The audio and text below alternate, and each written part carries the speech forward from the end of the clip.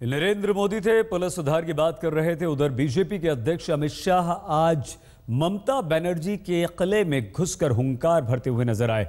अमित शाह ने दीदी राज पर कारपेट बॉम्बिंग शुरू कर दी। ममता बनर्जी सीधे सीधे अमित शाह के निशाने पर थीं और अमित शाह की निगाहें भविष्य की चुनावी संभावनाओं पर।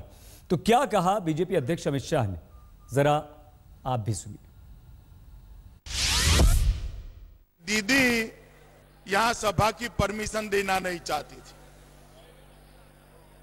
दीदी ने मंच को भी थोड़ा छोटा करवा दिया क्योंकि कम लोग बैठ पाए। दीदी आप मंच को तो छोटा कर सकती हो, मगर बंगाल के लोगों के दिल में बीजेपी ने जो जगह बनाई है उससे बीजेपी को आप निकाल नहीं सकती। ये रैली दिखा रही है कि ममता दीदी आपकी सरकार की उल्टी गिनती शुरू हो गई है, उल्टी गिनती शुरू हो गई है।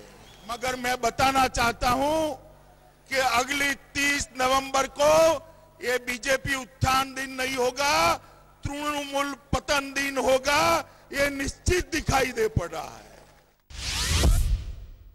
27 साल के कम्युनिस्टों के शासन को हटाने के बाद बड़ी आशा से लोगों ने तृणमूल कांग्रेस को चुना था और उस दृष्टि से चुना था कि बंगाल का रुका हुआ विकास आगे बढ़ेगा। उस दृष्टि से चुना था कि बंगाल के गांवों के अंदर रोजगारी पहुंचेगी, पीने का पानी पहुंचेगा, विकास के काम पहुंचेंगे।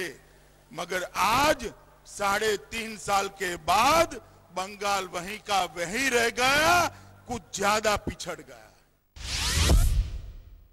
मैं पूछना चाहता हूं दीदी को कि दीदी आप सांसदों को तो भेज रही है ब्लैक मनी के विरोध में, मगर शारदा चिट फंड में जो पैसा गया है वो ब्लैक है या व्हाइट है? शारदा चिट फंड के दोषियों को क्यों बचा रही? ममता जी आप जवाब दीजिए बंगाल की जनता को कि नूरुल हसन चौधरी कौन है। और जब एनआईए जांच कर रही है तब आप आज भी वोट बैंक की पॉलिटिक्स कर रही है। एनआईए को जांच करने के विरोध में ममता दीदी ने स्टेटमेंट दिए। आप किसको बताना चाहती है? ये पहला मौका नहीं है जब दीदी और बीजेपी के बीच तनातनी हुई है। हाल के दिनों में ममता बनर्जी और बीजेपी के बीच खूब तलखी देखी गई है।